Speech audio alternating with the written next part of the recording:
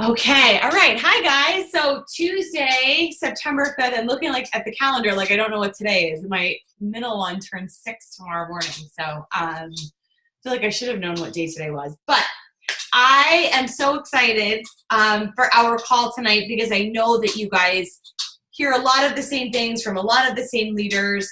And I wanted to bring you somebody that unfortunately I think a lot of you don't know and don't follow because you should. She is very much one of us. She's a picture perfect example of if she can do it, why can't I? So I have known her for quite a long time now. And I'm so happy, even though we're so far away now.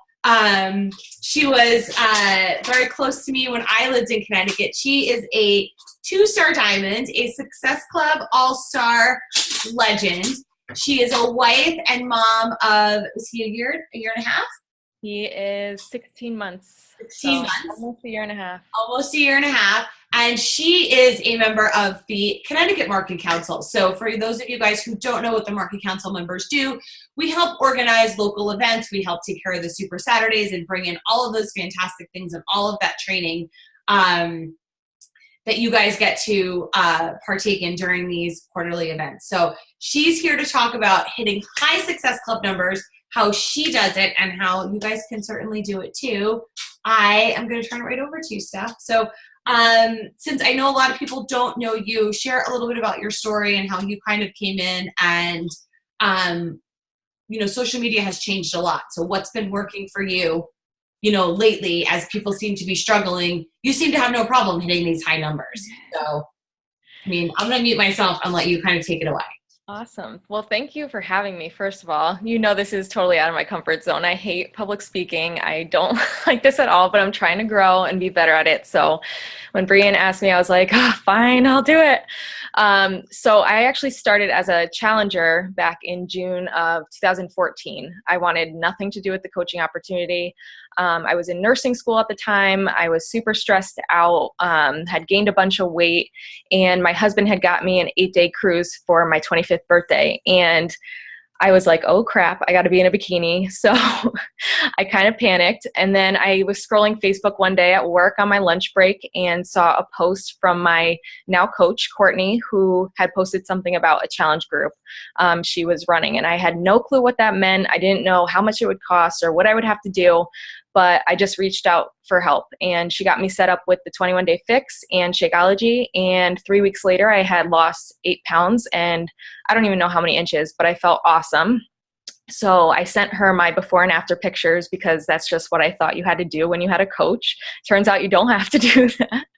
But yeah, she asked if she could post them on social media, and that terrified me. I was in a sports bra and booty shorts, and my family's all over on Facebook, so I didn't want them to see anything. But I thought about it for a couple days, and I said, you know what? If I could inspire just one person to get started and feel as good as I do, then go for it. Just post it.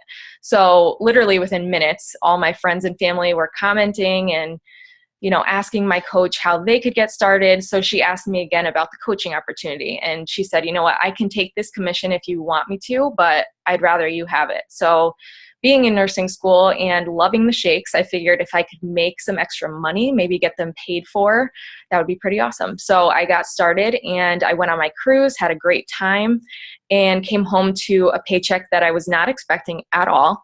Insert Beachbody disclaimer here, you got to work for it. But I, with a couple weeks left of the summer and 1 year left to go of nursing school, I withdrew from my program and went all in with Beachbody. And that's kind of how it all got started. And that September, I think it was, Carl put out some challenge saying the top 100 would get a framed $100 bill with a signed note from him. And I was like, I am getting that. And I did. I was like number 9 in the company for the month with 77 Success Club points. And it's hanging on my dining room wall, all loud and proud. So that was like my I can do this moment. Being, a brand new coach and hitting that number, that was just my aha moment. So as you can see, I've been doing this for like three years now. 2 miscarriages later, a baby, lots of stuff going on with my upline, downline, all that, like roller coaster. If you haven't read Entrepreneur Roller Coaster, that's the story of my life, I feel like. So I recently just got started with Instagram because I've been hearing all these coaches talk about it, and I was so against Instagram. I was like, Facebook's my jam. I got Success Club 77 with it, blah, blah, blah.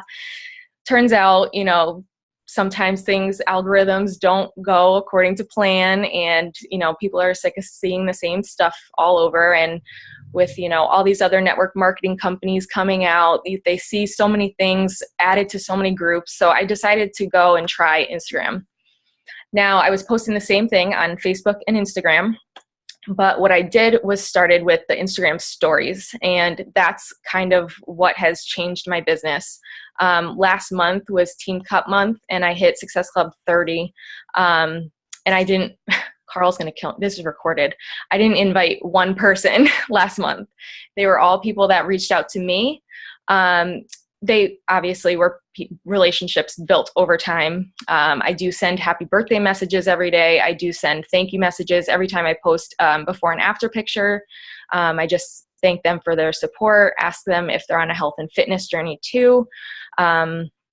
Just ask how they are. It doesn't even have to be like a, you know, professional looking scripty message. It could just be like, thank you so much for showing some love on my post last night. How are you doing? And just start a conversation. They obviously see what you're doing, and most of the time it turns into how can I join you, or what have you been doing, all that stuff. So that's really, really been helpful. I forgot to mention, my husband and I went to Tony Robbins over the summer last month, and we did Unleash the Power Within, and it was absolutely amazing. I highly recommend it if you ever get the chance to go. But he was talking about setting your goals super, super high. And last month, my goal was Success Club 100 because I had never hit that high of a number. And I figured, why not shoot for it? Because if I fall short, then I'd be, you know, higher than I would normally be. So Success Club 30 was where I turned out. So the thing with Instagram, so how many people use Instagram stories? All right, so half of you, most of you. They are raw and they're real. So that is what people crave in a world full of, you know, perfect posts and, you know, the highlight reel of everybody's life. On Instagram stories, you can see my kid crying and my kid, you know, being a fool, just messing up my workouts and all of that stuff. So people love seeing the real you. I also publicly invite every single day. So this is kind of how my outline of my Instagram stories goes. I wake up, I post a picture of me and my Energize with the time of day, and then it goes right into personal development. So they're seeing kind of what a day in the life of a coach is. I drink my Energize. I do a little quote from my book that I'm reading right now is Universe Has Your Back for like the 5th time. I love that book. So I post a quote, and then it goes right into my workout. And if you guys don't know, you can go to hands-free and hold down for 3 seconds, and that will start. It will give you a countdown, so you don't have to like press play and then go run and do your workout. I think Jatana talked about that on her national wake-up call. So then it goes into my workout. Usually my kid either messes me up or jumps in the screen, which is fine. But I also have my music playing in the background just on Pandora so that people know what type of music I like. They get to know me and my style. If I'm having kind of a rough day, there might be gangster rap. There might be like some rock and roll, like whatever. They can just kind of get the gist on most days it's, you know, Ellie Goulding or something like fun like that. But then right after my workout, I take like a boomerang just saying like workout done, 30 minutes, and then go into the invite saying, you know, if you want to lose 5 to 15 pounds in 3 weeks, my next group is starting September 18th. If you'd like to join us, there are limited spots. I always like to, you know, put that little urgency in there. And yeah, that's kind of like and then the rest of the day is just my kid pretty much. And what was I going to say? Oh, in your bio, I'm not an Instagram pro by any means, guys. Like, I can't even believe I'm talking about this because I literally just started doing this stuff like a couple months ago. But your bio should just be about you. You don't want it to say like coach or Beachbody or anything like that, because I think it was Shalene at Summit when she was talking about like don't tell them you're going to sell them, that right there is a red flag. People know you're friending them just because you want a sale. It's all about building relationships and stuff like that. So mine says stay-at-home mom, wife, postpartum transformation, pizza lover, and then it has my email and a link tree. I don't know if you guys have ever heard of it. It's just a site where you can link other stuff to it. So I have a link to my Facebook, a link to my coach sneak peek, and a link to my challenge group application. So that's been super helpful. I'm at Success Club 8 for the month already. And those are just people reaching out to me through Instagram stories, asking questions, starting conversations, and then through the link tree, which is pretty awesome. So I really don't have anything else. Do you guys have any questions? No, I think it's great. And honestly, like the whole thing behind it is to keep it simple. I mean, there's no big secret with it, but I think that just sharing those simple things, like here's exactly what I'm sharing on Instagram stories. Here's exactly how I'm doing it. Here's what I'm doing. So like your calls to action, are you posting like a screenshot of your calls to action? Are you talking about it? Are you doing both? Are you like, what sort of features are you using it in conjunction with Facebook? Like, are your challenge packs, I guess, solely coming from Instagram alone? So I have this month, I've sold 4 challenge packs, and out of those, it's been one coach. So the one coach came from Instagram. I knew her from high school. So she's been seeing my stuff on Facebook and Instagram. I forget the statistic, but it's like 7 times before someone, thinks about joining you, they have to see it over and over and over again. So you might feel like you're being super repetitive, but really the algorithms and everything else, like, they've only seen it once in their newsfeed. So you want to be super repetitive every single day on my Instagram stories. If you guys want to just like creep me out, it's Steph Daniello on Instagram. My story, I literally just take a video right after my workout usually, and I'll say, my next group starts this day. Feel free to message me or click the link on my bio. It's super short, super simple, but then my posts on Facebook and Instagram, they're the same. But they just, once a day at least is a call to action at the end. But it doesn't have to be like, if you'd like to lose it, it could be like, if you have goals, little emoji with the little heart and the phone, like reach out, like it totally has, doesn't have to be too salesy or anything like that. Cause I know a lot of people feel weird and stuff when they talk about call to action. It doesn't have to, I say, if you want to join me and my girls next month, feel free to message me or feel free to reach out. Like I never put pressure on people. And if they don't want to join you this month, I kind of just, this is probably frowned upon, but I just kind of let it go and then post to their objection kind of. So if I have someone who says, I don't have time to work out, all my posts that week are all about how the workouts are short. So it kind of just, reinforces the idea of, what they're, and gets them to think. So. And then are they coming into challenge groups of yours that are on Facebook? Are they through the tracker? So I was always into the Facebook stuff. And then all these other groups that I got added to over and over again came about. And I was like, you know what? I'm going to take everything to the tracker. I was totally against the tracker, guys, until I gave it a shot. And the thing about the tracker is you have to log your workout and your shake every day, which is awesome. And they get reminded to do that. So the interaction is way better. I like how you can invite everyone who was in the previous group to the new group, but just sending an email out. So I have people who stick around for one group or they are in it month after month after month. But then those make the best coaches because I find that they, are supporting everyone in the group. They're posting more in the group, sharing, offering value. And then I just say, you're doing exactly what I'm doing. That's just like a perfect segue into coaching. So, and if they're on shakes that long, they might as well just get the discount. So it's nice to be able to track everything like that. Right. And do you find this is coming off Instagram, but I'm curious to know because I know some coaches are very split on the tracker as opposed to Facebook groups. Do you find that using the tracker where they have to log their shakes every single day, log their workouts every single day. Do you find that your Shakeology retention is higher now that you've switched to the tracker app? Yes. And more people, the ones I do let anybody, I know some coaches are different, and some make them get challenge packs from the start, but if they don't want the shakes from the beginning, I kind of just give them the option to do Beachbody on demand. Once they're in the app and they see everyone else logging their shakes, they kind of jump on the bandwagon a little later. So it's kind of like positive peer pressure. Right, in a good way. But yeah. So that's interesting to hear that you notice an uptick in the Shakeology retention, because I know that that's been something we've all been sort of struggling with and working on. And I know some coaches split on the tracker. So guys, if you're not somebody who loves the tracker, maybe you want to think about integrating it, because you're definitely, especially if we're definitely seeing, results with Shakeology retention being higher.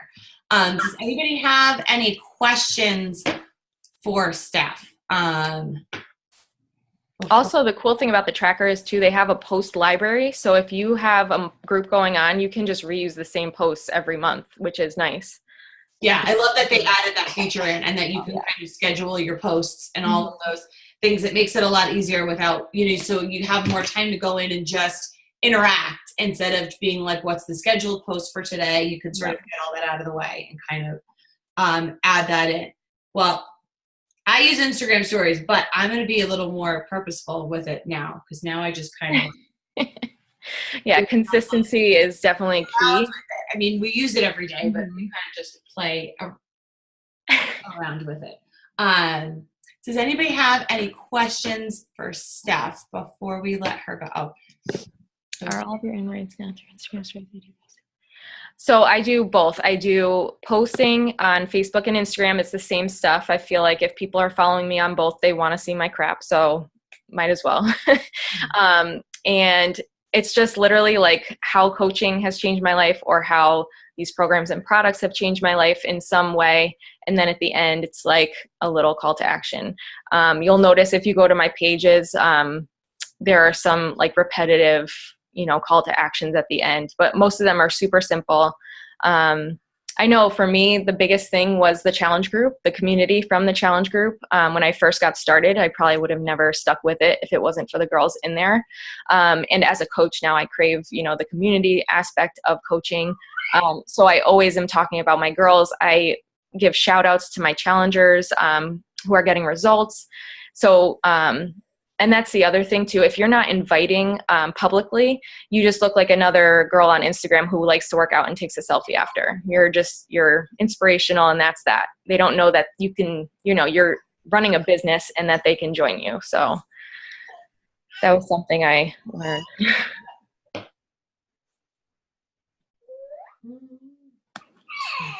Yeah, right. I know. He's tired. It's bedtime. Aww. Well, if anybody else, I don't know if you guys have additional questions, but if you are curious about what she's doing, I mean, she dropped her Instagram handle. She's at Steph Daniello. You can go ahead and, follow her and creep on her Instagram a little bit and sort of see what she's doing. And, the big thing is, guys, is there's no big secret. Anybody who's having success, 99% of the time, they're more than willing to share it. So if you see somebody who's killing it, just go ask them what they're doing, because the majority of the time they'll tell you exactly what they're doing, and there's really no big secret. Just whatever you do, stick with it. And that's really, that's really the biggest thing. Can I just add to that really quick? Yeah, go ahead. So consistency is so huge. Just make a promise that you'll be here a year out. I know a lot of messages I've been getting from people lately have been, my coach quit, or I've been following you for a while and I don't think my coach is working the business anymore. Can I join your challenge group? So just be here for those people who are watching you, and, I don't know, it's been 3 years and they know now they take me seriously. In the beginning, they were like, oh, she's just doing this. This is like a fad. She quit nursing school. Haha. But now it's like, no, this is her real job. And I get referrals all the time because people know me as the one who does Beachbody seriously. So. Yeah. And I think that's a big thing, and it doesn't matter if your upline is working the business or if your upline's not. You go to bloom where you're planted, and don't jump around. Don't think that the grass is greener anywhere else. Mm-hmm. You know, I'm somebody who came from no upline support. I know Steph was in a place where she came from no, or has now, you know, no upline support. And by reaching out to people like this, that's how you can grow and how you can learn. There's everything out there that you need. So don't let anybody else determine your success or lack of in this business, because it all just depends on, you know, what you're willing to do. So I know this is uncomfortable for you, but good things happen when you step out of your comfort zone. Thank you for coming on today and chatting with us. It's so nice to see you face to face. I know. We need a Starbucks date again. Yes, I know. But thank you for taking the time and coming on with us. I know it's late over there, so we appreciate it. No problem. That's it, guys. The recording will be posted, and we'll see you guys all next week. Have a good night, guys. See you later. Bye. Bye.